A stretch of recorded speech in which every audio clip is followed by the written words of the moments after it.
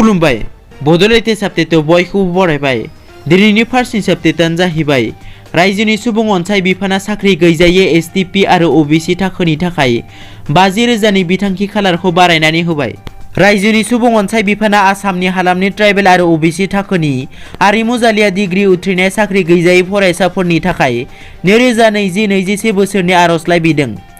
बे आर'जलाइनि जमा होनाय समा डिसेम्बर दाननि 10 खालारसिमल'मोन। नाथाय बिफानारिया 9 डिसेम्बर खालारखालि मोनसे फोसावथायनि गेजेरजों फैगौ 21 डिसेम्बर खालारसिम फावसायनाय जाबाय होनना मिथिहोदों।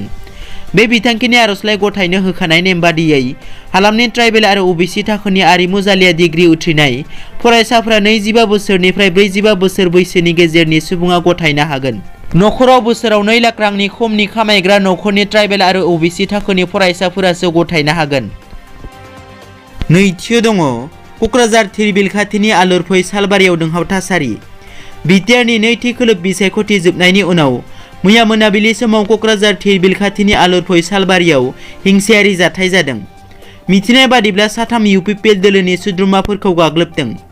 बे हिंसायारि जाथायाव BPF दोलोआ लोब्बा थानायनि अजद होदों UPPL दोलोनि आफादगिरि प्रमद बर'आ। बे जाथायखौ लानानै ओनसोलनाङैनो दुंहाव थासारि सोमजिदों।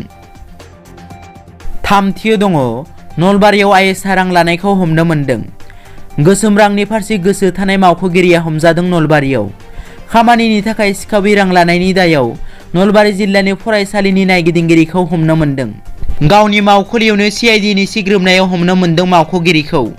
हमजानाय मावख'गिरिया नलबारि जिल्लानि फरायसालिनि नायगिदिंगिरि जसना रानी बर्मन। मिथिनो मोननाय बादिब्ला नलबारि जिल्लानि सिङाव थानाय भरबागनि गंसे फरायसालि लुफुंनायनि मुङाव फैनाय अनसुंथाइनि सायाव 50,000 रां कमिसन बिदोंमोन जसना रानी बर्मनआ। बिनिनो गिबियाव 15,000 रां लाग्रोबाय थानाय समावनो मावख'गिरिया हमजायो।